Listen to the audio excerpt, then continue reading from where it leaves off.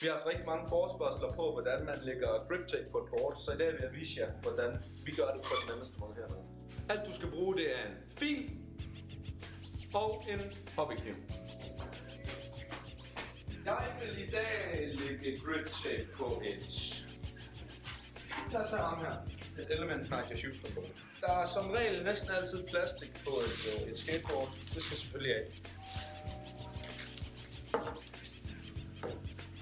Så er vores favorit grip tape mob grip tape. Grunden til, at vi som regel foretrækker at lægge mob grip tape på et skateboard, er, at ind imellem grip tapen er der nogle bitte små lufthuller, som gør, at du ikke får nogen airbubbles, når du lægger grip tape på dit board.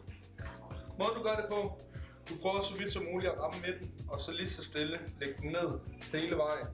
Tryk lige så stille med hænderne, og der kan man allerede høre nu, at luftboblerne forsvinder op igennem de bitte små huller, der er i grip tape. Så bruger du dit aflagte papir lige til at tørre resten af airbubbles væk, hvis der skulle være nogen. Det er der så ikke i den her situation. Så tager du din fil eller dit jernrør, eller hvad du har. Filer rundt i kanten. Så du har noget at skære efter. Nu har vi lige lagt ny klinge på kniven. Det er altid dejligt at bruge fresh klinger. Det er nemmere at skære med. Så skærer man ind op i toppen op og lægger kniven næsten vandret rundt på. Og så er det egentlig bare hele vejen rundt her. Og følge den ned langs med hele vejen. Tag en side af gangen og toppene. Ikke tag det hele i et stykke, det bliver for svært at skære det. Men tag lidt af gangen, det er klart nemmere at handle det på den måde.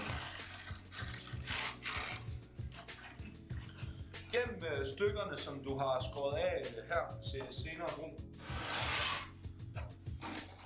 Specielt det sidste stykke, jeg har skåret af op på toppen her, er meget anvendeligt til lige at slibe den rundt i kanten.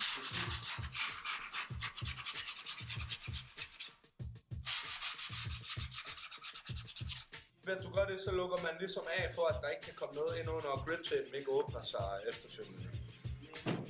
Sådan ser det ud.